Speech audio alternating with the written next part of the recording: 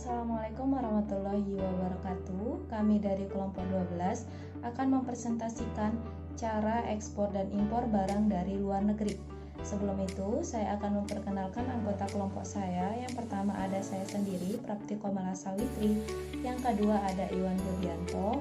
Yang ketiga ada Muhammad Ali Muhaimin. Dan yang terakhir ada Yasri Rahma Medianti. Baik, selanjutnya saya akan menjelaskan apa itu ekspor dan apa itu impor.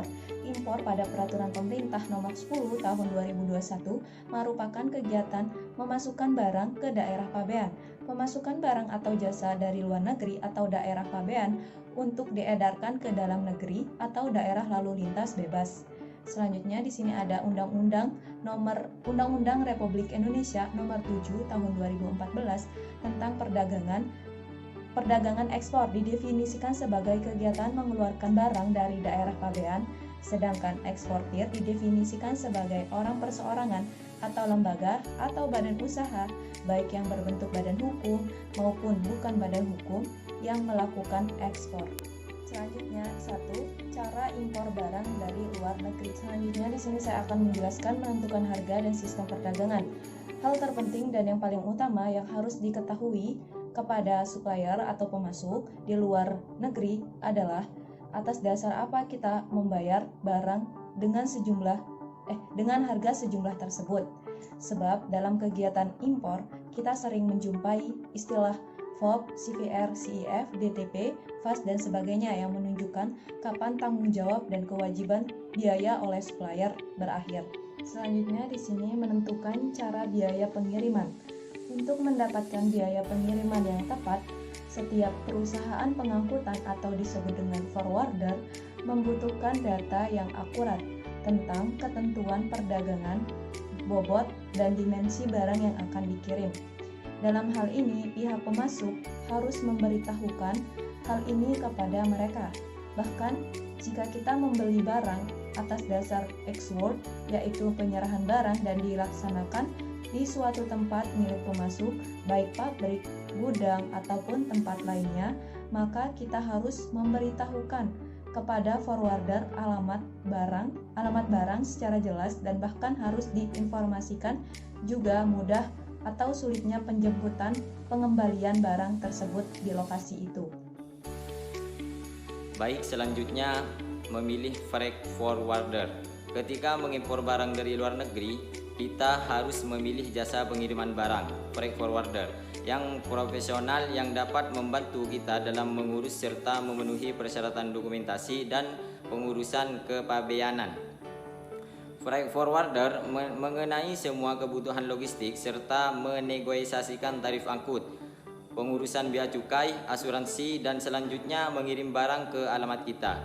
Dan yang paling penting, mereka dapat membawa barang-barang kita ke tempat tujuan dalam waktu yang efektif dan dengan biaya yang efisien. Selanjutnya, memilih cara pengiriman yang paling menguntungkan. Berikut ini adalah 3 pilihan pengiriman. Yang pertama, melalui laut, ocean freight, ideal untuk mengirim barang yang lebih besar atau massal atau barang yang tidak memerlukan pengiriman cepat. Yang kedua, melalui udara, air freight, ideal untuk pengiriman dalam jumlah yang lebih kecil atau barang yang dibutuhkan mendesak. Dan yang terakhir, melalui darat, truk dan kereta api. Karena Indonesia negara kepulauan yang terpisah dengan lautan dengan negara lain, maka kedua layanan ini merupakan cara pengiriman yang dikombinasi dengan pengiriman laut dan udara. Selanjutnya, asuransikan barang Anda. Sangat disarankan agar kita mengasuransikan barang-barang kita ketika mengimpor dari luar negeri. Kedua pihak yang terlibat dalam transaksi ekspor-impor harus sepenuhnya menyadari tanggung jawab mereka masing-masing. Pemasok atau supplier, eksportir di luar negeri mungkin sering lepas tangan setelah barang tidak ada lagi pada mereka, sedangkan kita bisa menjadi resiko sebelum barang tersebut diterima. Produk asuransi kargo memberikan perlindungan barang kita, barang yang dikirim dengan kapal, terhadap kebakaran, ledakan, jatuh dan tenggelam. Badai, barang yang rusak disebabkan oleh laut atau cuaca seperti yang tercantum pada kesepakatan yang kita buat dengan pemasok. Ketentuan tentang hal ini biasanya dicantumkan dalam kontrak penjualan atau letter of credit.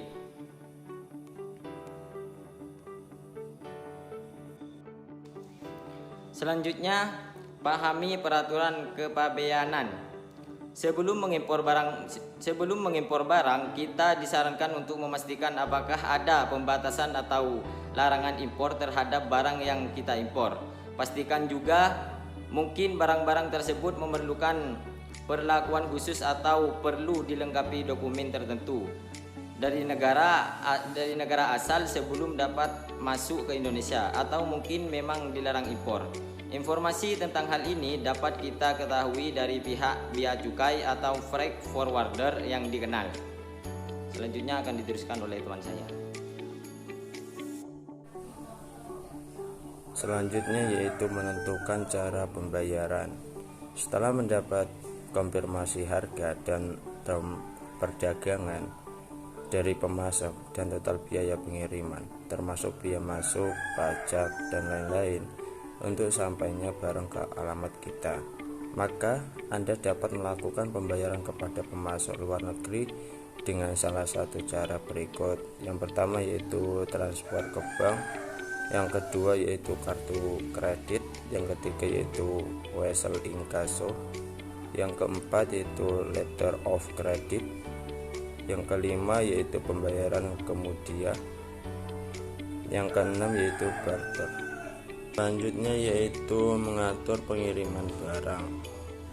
Setelah membayar harga barang, kita segera mengurus pengirimannya.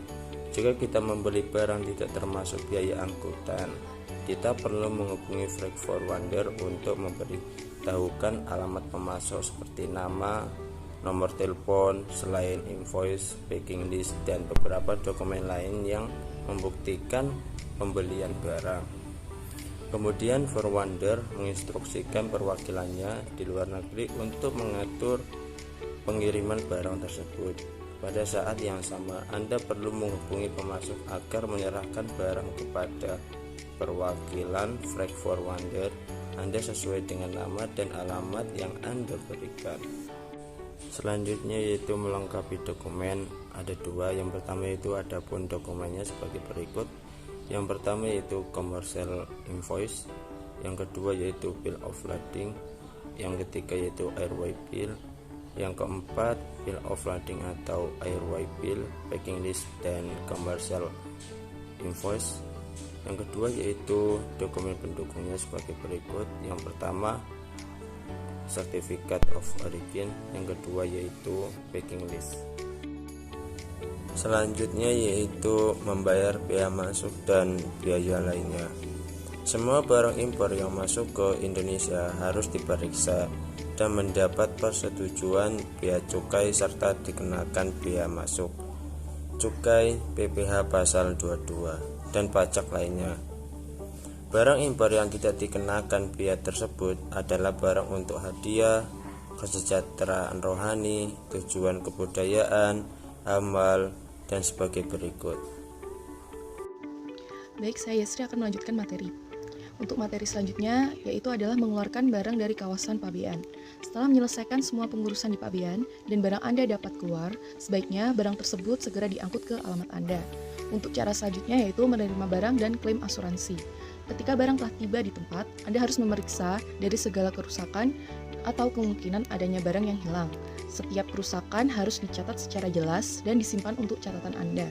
Ketika menerima barang, Anda atau staf Anda harus memastikan telah menghitung jumlah potongan barang yang Anda terima sudah benar apakah belum. Jika barang Anda ada yang rusak atau kekurangan, Anda harus langsung memberitahukan kepada pihak freight forwarder dan perusahaan asuransi. Pihak freight forwarder akan mengajukan klaim pada pihak yang tepat serta membantu Anda dalam mendapatkan klaim asuransi. Dianjurkan untuk mengirimkan foto dan data pendukung lainnya tentang kondisi kerusakan. Jangan membuat barang yang rusak atau mengeluarkannya dari kemasan sebelum diperiksa oleh pihak perusahaan asuransi atau freight forwarder. Selanjutnya yaitu cara ekspor barang dari luar negeri. Untuk cara import barang dari luar negeri, kami mengambil contoh dari Cina ke Indonesia. Negara Cina merupakan mitra dagang terbesar di Indonesia. Sejak dulu, Indonesia sudah sering mengimpor berbagai produk dari Cina, termasuk makanan maupun minuman, baik melalui jalur perdagangan, angkatan laut, maupun udara. Seperti diketahui, Cina mampu memproduksi barang dengan biaya yang rendah, namun kualitasnya masih layak digunakan, bahkan sangat layak digunakan. Selain itu, barang yang dihasilkan dijual dengan harga yang terjangkau, sehingga saat ingin dijual lagi, pebisnis masih bisa mendapatkan keuntungan. Jadi, materi selanjutnya yaitu cara import barang dari Cina ke Indonesia. Terdapat 3 cara import barang dari Cina ke Indonesia, yaitu cara yang pertama, melalui marketplace atau e-commerce. Cara import barang dari Cina ke Indonesia ini dilakukan dalam beberapa tahun terakhir, dikarenakan bisnis marketplace atau e-commerce yang semakin berkembang pesat. Lewat marketplace atau e-commerce, dapat memilih beberapa banyak produk yang ingin diimpor, baik secara eceran maupun grosir. Berikut ini ada beberapa cara import barang dari Cina ke Indonesia dengan melalui marketplace atau e-commerce, yaitu yang pertama, import barang melalui alibaba.com. Yang kedua, import barang melalui AliExpress. Dan yang ketiga, import barang menggunakan jasa importir online. Untuk cara import barang dari Cina ke Indonesia berikutnya yaitu melalui jalur pelabuhan. Cara import barang dari Cina ke Indonesia yang berikutnya adalah dengan cara bisa dibilang sebagai cara tradisional. Selaku importir bertemu langsung dengan pihak seller di Cina, kemudian melakukan kesepakatan mulai dari harga produk, proses pengiriman, dan lain sebagainya. Lewat jalur pelabuhan bisa mengimpor produk dari Cina dengan skala yang besar, sehingga yang banyak terlibat adalah perusahaan besar. Selain itu, ada juga beberapa prosedur terkait ekspor-impor yang perlu diperhatikan demi kelancaran proses impor melalui jalur pelabuhan. Cara impor barang dari Cina ke Indonesia yang terakhir yaitu melalui jalur pribadi. Mudahnya akses transportasi membuka lebih banyak kesempatan bagi orang untuk keluar negeri. Tidak jarang yang melakukan ini untuk kepentingan bisnis. Salah satunya impor barang dalam skala kecil. Importir bisa membeli produk yang diinginkan di Cina, kemudian menjualnya kembali di Indonesia. Namun, yang perlu diperhatikan adalah kebijakan pajak atau bea masuk saat membawa barang tersebut dari luar negeri. Baik, sekian presentasi dari kelompok 12. Ada kurang lebihnya kami mohon maaf, dan apabila ada pertanyaan kami persilahkan. Terima kasih. Assalamualaikum warahmatullahi wabarakatuh.